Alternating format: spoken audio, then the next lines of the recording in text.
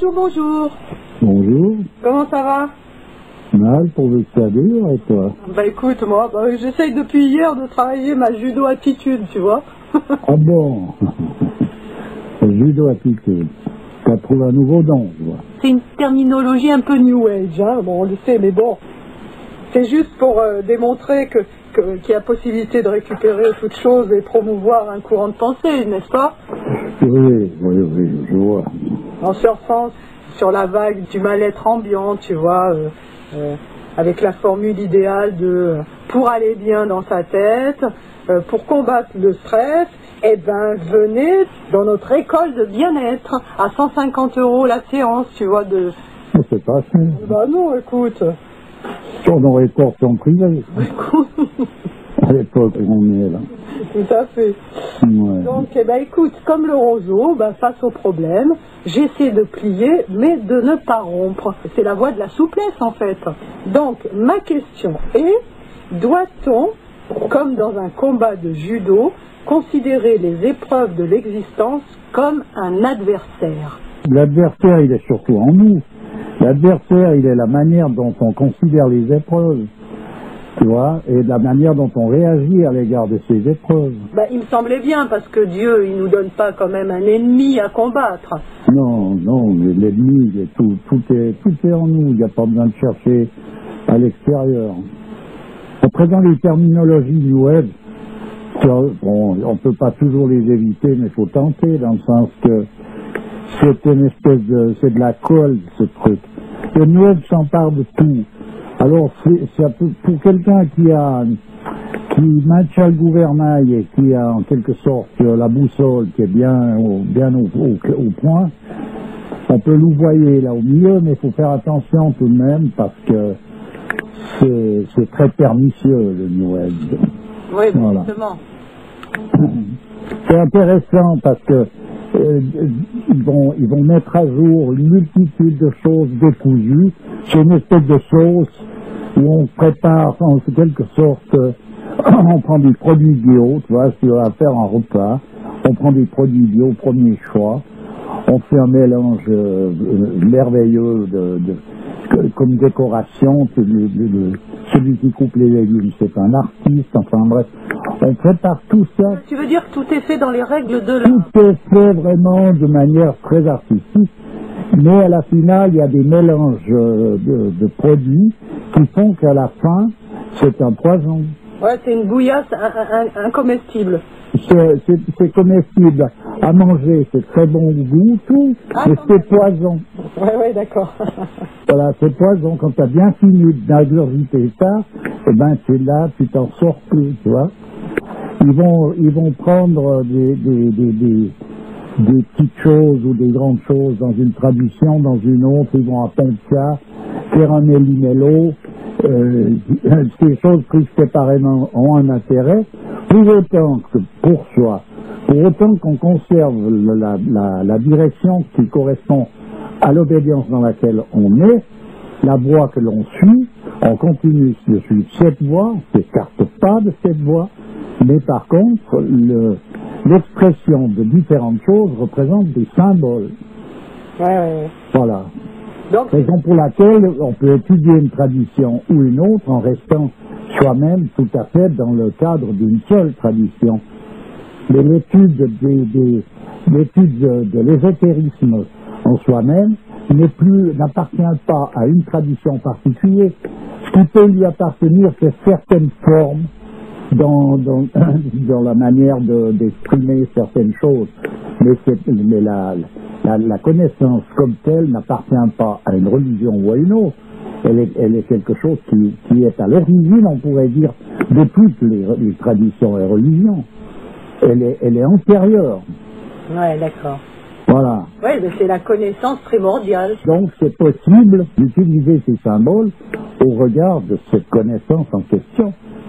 Mais par contre, c'est pas un changement d'obédience ou bien point. On n'appartient à rien parce que de toute façon c'est tout du même. Enfin bref, c'est là où le danger est, c'est qu'à un moment donné, on enlève l'essentiel, on pourrait dire, des choses et on ne présente plus que l'emballage. Bon, pour en revenir au judo, à cette méthode de souplesse, effectivement, On ne peut pas improviser ça. Parce que si on improvise, on a une idée de ce que représente cette souplesse, on veut essayer de faire en rapport à ça, et tout ça, ça vaut pas 4 sous. Ça vaut rien. Ça vaut rien du tout, parce que ça veut dire qu'on reste dans l'état dans lequel on est, où on n'a pas cette souplesse, en réalité, parce que tu es obligé de la mettre à jour. Et pour la mettre à jour, c'est de nouveau une gymnastique bien précise. Alors, sans ça, on n'en a qu'une idée, on reste dans le domaine des idéologies, et puis de toute manière, en guise de souplesse, on va se casser les dents contre le premier obstacle. Ouais, d'accord. Voilà. Voilà ce qui se passe. Alors justement, en parlant de ne pas confondre ce syncrétisme dont on parle souvent et ce désir d'aller chercher les connaissances là où elles sont, comme il nous est dit de le faire dans l'islam, quand on nous dit va chercher la science jusqu'en Chine. Alors, tu vois, moi par exemple, il y a des endroits saints que j'aime bien fréquenter, et tu vois, bon, ça peut paraître paradoxal en tant que musulmane, mais je ne vois pas en tant que musulmane femme où aller pour aller me recharger d'une certaine manière de cette énergie divine. Tu vois, c'est pas dans les caves qui font office de mosquées qu'on trouve un peu partout dans les quartiers que je pourrais trouver mon compte. Donc je préfère aller dans des endroits tels que des églises, mais les vraies églises d'antan, tu vois, pas les églises modernes, tu vois, des vraies églises. Et là, tu trouves vraiment cette sérénité que l'on doit avoir. Tu vois, parce que c'est... Oui, ça nous aide en tout cas à trouver une sérénité en nous-mêmes, ouais, je comprends. Tout à fait. Et je conserve ma valeur, je conserve mes croyances, hein, mais et j'intègre ça assez facilement. Il y a aucun... comment ça se dit ? Il n'y a pas de contre-indication. Ouais. Il n'y a aucune contre-indication. Je me sens pas en porte-à-faux, absolument. Non, bon là, en réalité, il n'y en a pas. À présent, il peut y en avoir, peu suivant qui, à partir du moment où il est à cheval sur un aspect très très extérieur des choses, ce qui veut dire que à partir de là il y a un chamboulement. Et si on se concentre sur l'essentiel, c'est-à-dire à ne pas se formaliser de manière absolue sur des formes particulières, un musulman peut rentrer dans une église chrétienne et faire sa prière de l'islam sans qu'il y ait une contre-indication. C'est ça. Dans la forme, de manière intérieure, il ne va pas se mettre à... Oui. Et alors donc, dernièrement, quand ça m'est arrivé, je me suis retrouvée face, tu vois, à la représentation donc, de la Vierge Marie. Et c'est marrant parce que ça faisait suite à nos constats où on parlait de polarisation. Tu te souviens ? Donc, la polarisation femelle, comment femelle ? On peut dire femelle ? C'est un peu bizarre comme nom. Féminine. Vous voyez, la polarisation féminine qui est la position réceptrice. Hein ? Et tu disais que en fait, souvent, cette position-là était faussée. Hein ? Ouais, mais c'est plutôt femelle d'ailleurs, mais bon, parce que ce mot est galvaudé de nouveau. Et c'est plutôt femelle, féminine, ça englobe encore tout un tralala dans l'idée qui n'est plus tout d'un coup. Tu vois, c'est tout un décor qui a été mis autour du mot féminin. Oui. Là, j'utilise le terme femelle dans ce domaine-là parce que c'est l'origine même des sexes, en somme. Oui. Cette position-là. Cette polarisation est à l'origine de l'existence même des sexes. Ce qui veut dire que tout ce qui touche au sexe a comme origine ce point de départ. Alors c'est pour ça qu'à un moment donné, par exemple, certains personnages qui veulent aller voir plus loin que simplement la gymnastique corporelle qui est représentative du sexe, ils vont essayer de rejoindre en quelque sorte ce qui va bien au-delà, c'est-à-dire jusqu'à toucher cette origine, puisque la simple superficialité apporte à un moment donné autant de bonheur à quelque part. Et ça veut dire que le point d'origine, ça doit être du bonheur continu, sûrement. Donc c'est un petit peu cette manière-là, il y a beaucoup de disciplines monastiques où justement il y a l'abstinence, la chasteté qui doit être respectée. C'est pas pour faire du moralisme ou pour des raisons d'ordre pratique, c'est pour pouvoir aller au-delà de justement on pourrait dire ce petit aspect de ce que représente en réalité cette polarisation. Tu penses pas que c'est pour justement réfréner donc cet aspect masculin de manière à être plus dans l'état de réceptivité? Non, parce que le côté dont je parle qui crée une certaine satisfaction, comme l'amour sur le plan physique, il est agréé de part et d'autre, c'est quelque chose de réel, c'est pas un semblant, personne fait semblant, c'est sûrement, c'est bel et bien quelque chose, d'ailleurs c'était appelé la petite mort dans certains lieux, parce que c'est une espèce il y a un côté béatifique là-dedans. Tu parles du paroxysme du plaisir sexuel, l'orgasme. Oui, mais ça, c'est pas pour rien que dans certaines traditions, ils ont mis ça en avant, pas comme des pornographistes, comme en Inde, il y a des statuaires.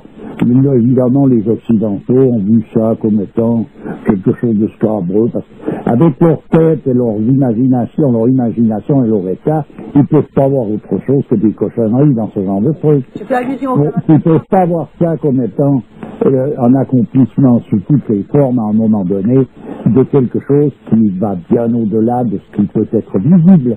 Ça peut pas être possible. Bon, alors, mais disons que c'est comme ça que ça marche. Tu fais allusion au Kama Sutra? Oui. Il y a quand même des images assez crues. Les jeunes soient crus, elles sont crus pour des Occidentaux, parce qu'ils sont crus. Mais autrement, pour un hindou, ou même une jeune fille de 12 ans, vierge de l'Inde, ça ne lui crée aucun problème. Ça lui crée, en tout cas. Non, oui, ça lui crée, en tout cas, c'est aucun problème. Ouais. Tu vois?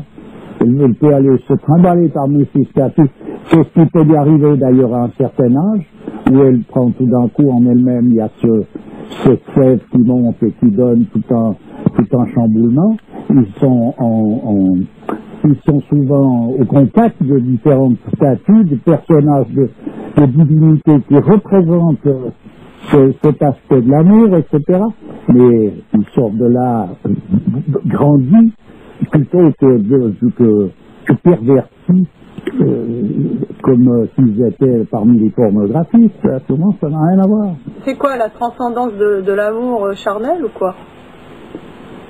C'est pas la transcendance de l'amour charnel. L'amour charnel, il est un aspect de l'amour comme tel. Oui, tout à fait. Ce qui veut dire que cette abstinence consiste à utiliser cette même force pour aller plus près de l'origine de ces choses-là. D'ailleurs, c'est étonnant comme l'énergie sexuelle, puisqu'on parle de ça, et l'énergie de la foi, se trouve au même endroit, c'est-à-dire dans le sacrum. Et sacrum, c'est pas pour rien qu'on appelle des vertèbres sacrées. Dans le sacrum, c'est le siège de cette énergie-là qui doit monter, et c'est la Kundalini, tu vois, ce qu'on appelle la Kundalini. Qui est appelée la Kundalini dans l'Inde. Dans l'Inde, effectivement. Ouais. Donc, c'est là. Alors, et aussi, autre parallèle que j'aimerais bien faire, tu vois, en parler de polarisation, et c'est vrai qu'au niveau sexuel aussi, c'est vraiment un symbole. L'homme, il est dans le don,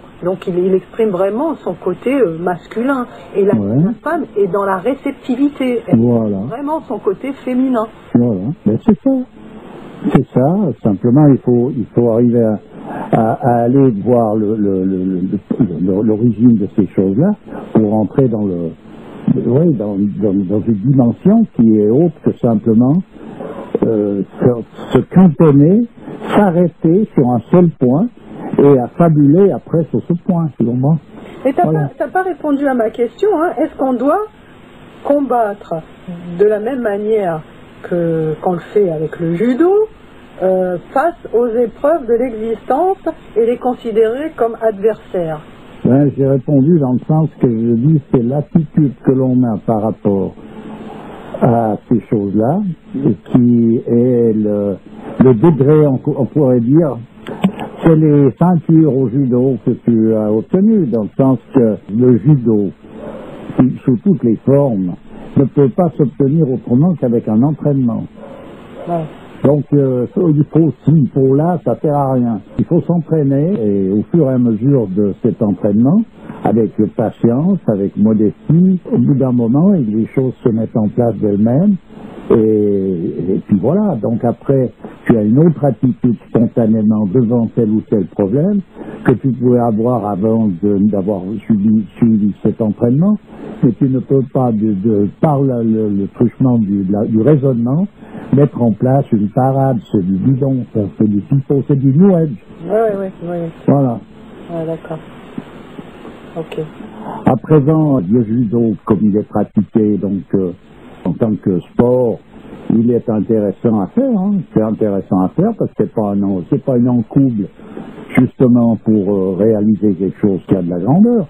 C'est un entraînement physique qui permet de neutraliser certaines velléités spontanées, comme un contrôle en quelque sorte, un mouvement physique, puisqu'on est attentif sur le mouvement de l'autre et on doit s'y prendre d'une manière pour entraîner la force de l'autre sur le tatami, là. C'est un entraînement qui va jusqu'au fond d'un personnage. Au bout d'un moment, ses pensées sont en accord avec ça. Tu vois, mais il faut insister, il faut le faire, il faut avoir, voilà, c'est une démarche qu'il faut faire.